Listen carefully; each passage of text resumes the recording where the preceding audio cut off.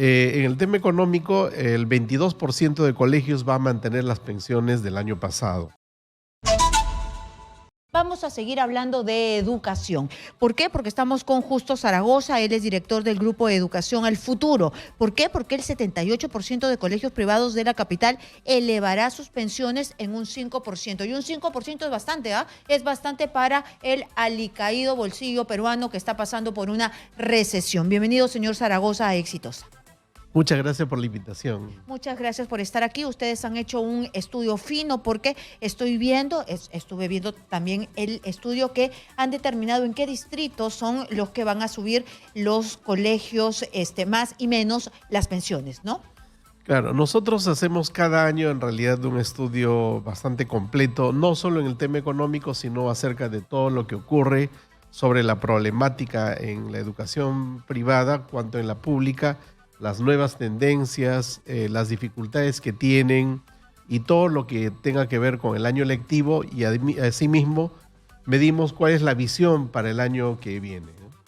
¿Y qué es lo que han encontrado? ¿Cuáles son esos hallazgos que han tenido, empezando con el tema económico y los otros puntos que usted considera importantes? De acuerdo.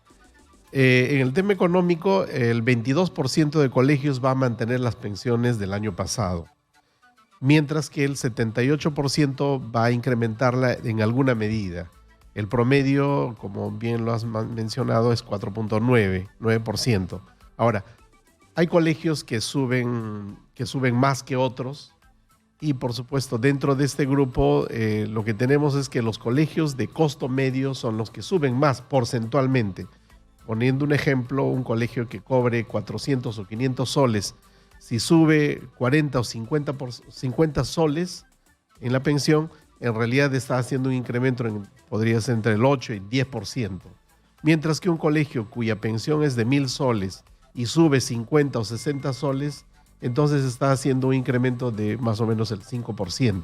Claro, cuanto más alta es la pensión, en porcentaje no se siente, pero en dinero sí, ¿no? Así es. Entonces, porcentualmente hablando, por eso es que colegios de segmentos medios como Lima Norte, Los Olivos, Comas o... claro, que está San Martín de Porres, San Martín Miguel, de Porres, La Victoria, Los son Olivos, donde Miraflores, el impacto porcentualmente es mayor porque tienen una mayor representatividad en colegios medios, tal como le explicaba. Entonces, esto tiene que ver con esto. Además de esto es que en Lima Norte hay una población creciente, hay insuficiente cantidad de colegios públicos. Por otro lado, también es que la percepción de la educación pública es de muy mala calidad. Los papás se quejan porque creo que muchas veces aquí en la radio mismo han informado de colegios que en el aula tienen 35 o 40 alumnos, y esto por la falta de colegios. Y eso hace que muchos de los papás viren y hagan esfuerzos enormes para llevar a sus hijos a un colegio privado, sea porque buscan una mejor calidad educativa o sea porque les queda más cerca y comparado con la movilidad terminen teniendo costos más altos. Y algunas veces es lamentable que estos colegios chiquitos, pequeños, privados y de bajo costo también la educación sea mala. Así es, o sea, el colegio privado tampoco garantiza una buena calidad educativa. En realidad la educación privada es muy compleja y es muy heterogénea y es amplia además. A nivel de Lima representa el 50% y a nivel de todo el Perú es el 30%. Claro, porque si vamos a hablar de los colegios top, de estos súper caros y que dan una calidad de verdad excepcional a nivel internacional, estos son inalcanzables para Claro, lo que peruanos. pasa es que una educación de calidad siempre es cara. Entonces, sea porque tienen espacios. En nuestro país, porque en otros países el costo siempre va a ser alto. El tema es quién lo paga. Acá mismo, si nosotros vemos el colegio de alto rendimiento, el COAR, cuesta más o menos $1,000 mensual cada estudiante. Y es muy bueno. Y es muy bueno. Pero es para entonces, una con población reducida. Así es, con esa misma pensión, si uno va a un colegio privado, también va a encontrar colegios de muy buena calidad. Entonces, en resumen, el costo de una buena calidad educativa es alta. El tema es quién lo va a pagar. Claro, en la educación privada lo paga el padre de familia y en la educación pública lo paga el Estado. Entonces, pero el aporte de la educación privada al final termina siendo interesante porque 3 de cada 10 niños asiste a la educación privada y eso permite que la educación pública, en vez de invertir en toda la población, se concentre en el 70%. Ese bien es una población. La educación pública de calidad, esta educación que es exclusiva, ¿cuántos niños van en realidad? Los que hacen un esfuerzo, sus padres, para ir a esta educación súper exclusiva, que no todos pueden ir y que quisieran. Claro, en la educación pública tenemos nosotros segmentado hasta 3 grupos. Un primer grupo son los colegios de alto rendimiento que existen en cada una de las regiones, naturalmente para un grupo muy pequeño. Y si nosotros hacemos seguimiento de todos estos jóvenes, en realidad les ha cambiado la vida. ¿Por qué? Porque ellos son muchachos talentosos y muy bien por ellos, y el Estado se ha preocupado de ponerles una educación de muy buena calidad con profesores que tienen maestría, con alimentación y con equipos, laptops y todo lo que, internet, con todo lo que necesita un estudiante. Y se han desarrollado muy bien y ellos han entrado a las mejores universidades, se han ido al extranjero y muchos de ellos ahora están terminando sus carreras y son profesionales de primer nivel. Entonces ahí tenemos un grupo de élite. Un segundo grupo está constituido por los colegios que tenían jornadas ampliadas hasta las 3 de la tarde con muy buen equipamiento. Podemos ver en Lima contados colegios y con profesores que están en las escalas superiores, que han ganado los concursos. Entonces ahí tenemos un segundo grupo de colegios con una buena formación. Y finalmente están el resto de colegios, que es la gran mayoría, y ahí podemos tener colegios que no tienen servicios básicos, cosas elementales, y lamentablemente la mayor cantidad de la población está ahí, y ahí viene la inequidad, no solo entre la educación pública y privada, sino dentro de la pública, estos 3 grupos que podemos tener, ¿no? Claro. Y si a eso añadimos y la separamos, la educación rural, con un profesor que atiende a escolares de distintos grados, entonces la cosa va empeorando aún más, ¿no? Sí, y claro, usted me volteó la pregunta y me habló de la educación pública, pero me ha reflejado, ¿no? Porque yo le hablé de la educación privada porque mi visión era tratar de ver cómo el resto del país estaba descuidado, pero usted hablándome de los COAR y de estos colegios que tenían la educación extendida, también me deja ver que si estos son un oasis, más el oasis chiquitito de los colegios súper exclusivos, el 80% o el 85% del resto de los escolares tiene una mala educación en este país. Así es, por eso es importante que cuando vemos el tema educativo lo veamos de una forma integral. Los profesores que salen de las universidades, de los pedagógicos, van a ese mismo sistema. Entonces lo que tenemos es todo un sistema, y lo que hemos visto, por ejemplo, de acuerdo a esta investigación, es que la brecha de aprendizaje que se generó durante la pandemia, esa se mantiene. Y ahí tenemos algún problema que, de acuerdo a la prueba PISA que se dio en el año 2022, post pandemia, y ha sido publicada hace un mes, ¿qué es lo que recoge?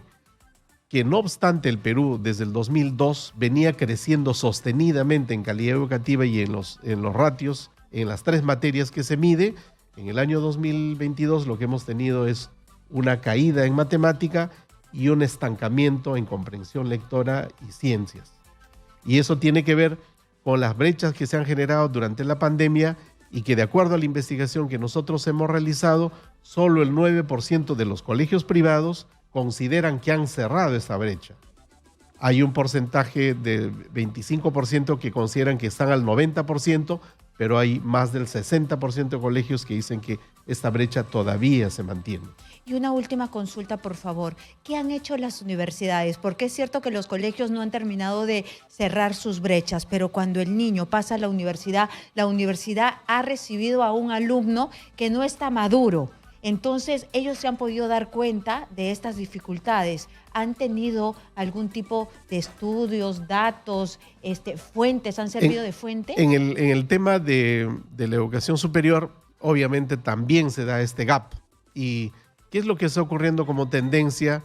Por ejemplo, es que las academias preuniversitarias han entrado con bastante fuerza y son en realidad una alternativa porque ellos se han adecuado muy bien al sistema, tienen plataformas con enseñanza virtual asíncrona, de tal forma que los estudiantes pueden conectarse y estudiar en cualquier momento del día porque los cursos, las clases están colgadas en la web.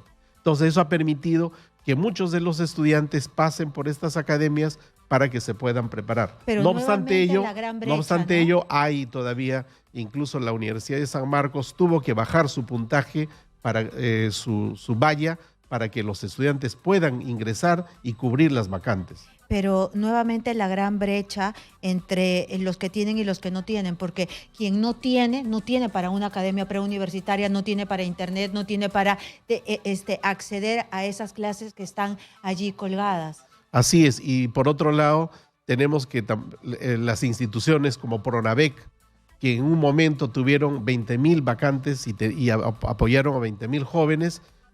Después, en el 2016 se redujo a 5,000 y esta se ha mantenido en el tiempo.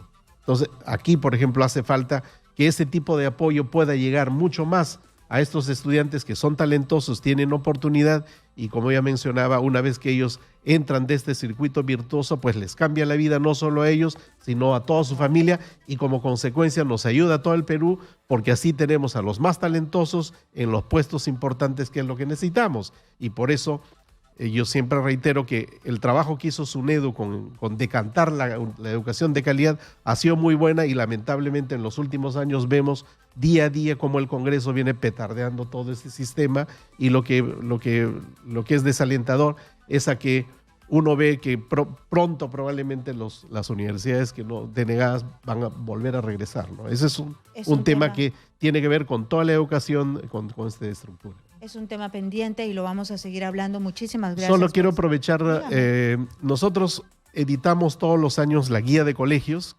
justamente orientamos a los padres de familia a elegir el colegio que sea adecuado para sus hijos. ¿Y qué es lo que trae la guía? La guía trae el ranking de costos, tiene la ficha de los colegios por distrito, tiene información de cómo elegir un colegio, tiene los estudios que le estoy mencionando. Hemos hecho además un ranking de quiénes son las personalidades más influyentes en la educación en 3 niveles, en educación básica, educación superior y tecnología e innovación educativa. Esta guía está colgada en la web, que es absolutamente gratis, que la pueden descargar. Está en el portal www.guiadecolegios.pe.